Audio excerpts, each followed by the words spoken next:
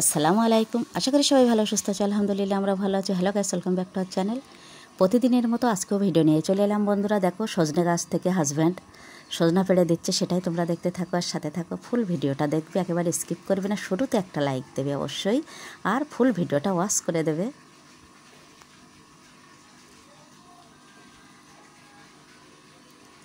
আমাদের ছাদ থেকে, রান্নাঘরের ছাদ থেকে সজনাগুলো পাড়া যায়, খুব সুবিধা হয়েছে। প্রতি বছর সজনা পাড়তে গেলে অনেক অসুবিধা হতো, একেবারে ডালগুলো কেটে দিতে হতো, তখনই একে দিনেই সজনেগুলো পাড়া হতো। আর এখন ছাদ থেকে সব ডালগুলো হাত বাড়া পাওয়া যায়, এজন্য খুব সুবিধা হয়েছে। একেবারে গাছের টাটকা সজনা দিয়ে বড় সাইজের রুই মাছ দিয়ে এই সজনার ঝোলটা বানানো হবে।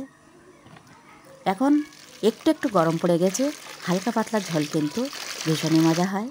সেজন্য আজকেও আমি ডাঁটা দিয়ে আর বড় সাইজের রুই মাছ দিয়ে সজনার ঝোলটা বানাবো। সাথে দেবো একটু টমেটো, সেটাই দেখতে থাকো। বেশ ভালো করে সজনাগুলো আলুর সঙ্গে আমি কেটে নিয়েছি। আর মাছগুলো ওবেলা ধোয়া ছিল, ফ্রিজে ছিল, আবারও ফ্রিজ থেকে বার করে এনে আমি এখন রান্নায় যাব, এই জন্য আবারও একটু হালকা করে ধুয়ে নিচ্ছি।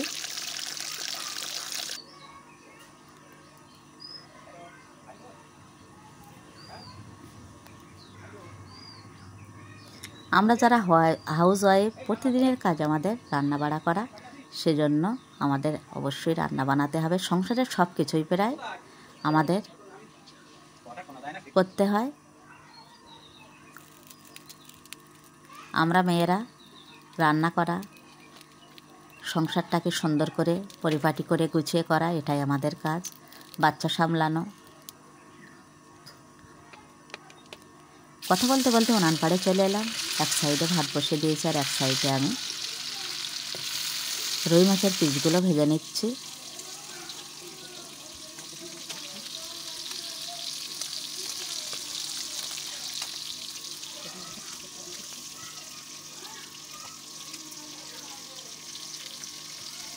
আগের দিন তো চারাপোনা দিয়ে বানিয়েছিলাম, আজকে বড় সাইজের রুই মাছ দিয়ে বানাচ্ছি। স্বাদটা কিন্তু খুব মজা হয়েছিল।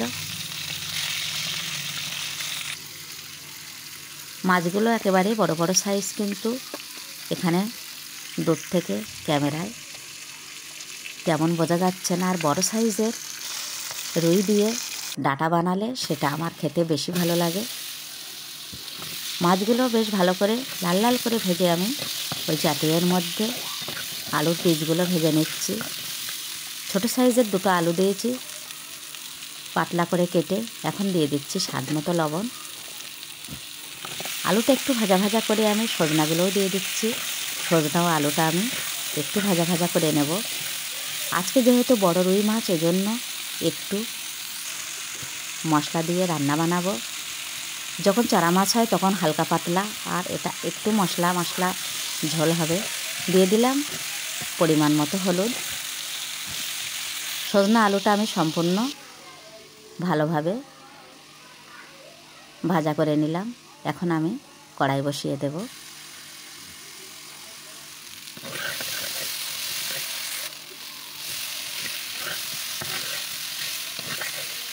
কড়াইটা গরম হয়ে গেছে, দিয়ে দিলাম পরিমাণ মতো তেল।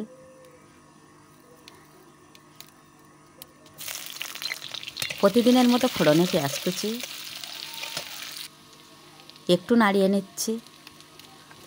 এখন দিয়ে দেবো ভেজে রাখা সজনে আর আলুগুলো।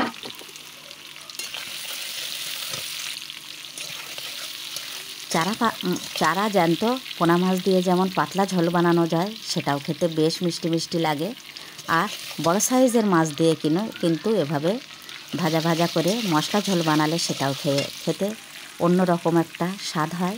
এখন আমি দিয়ে দিলাম কাঁচা ও পাকা লঙ্কা, তারপরে স্বাদ মতো লবণ, পরিমাণ মতো হলুদ তো দিতেই হবে। আর একটু একটু পানি দিয়ে আমি এটা কষাতে থাকবো। শুধুমাত্র পানি দিয়ে আমি কম পানি দিয়ে কষাতে থাকবো। আর একেবারে ফুটন্ত জল দিয়ে কিন্তু ঝোলটা দিয়ে দেব। এখন দিয়ে দিলাম মাছের একটু তেল ছিল, সেটা দিয়ে দিলাম। জিরা ও লঙ্কার গুঁড়োটাও দিয়ে দিলাম। এখন দিয়ে দিচ্ছি আমি অল্প পরিমাণে টমেটো।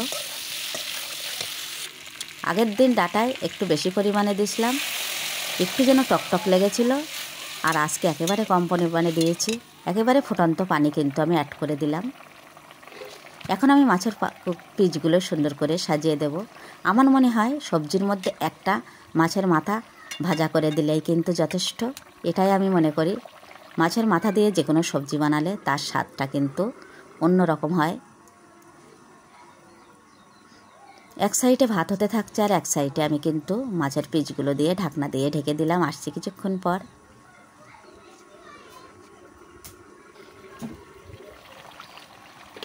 ঢাকনাটা খুলে দেখে নিচ্ছি।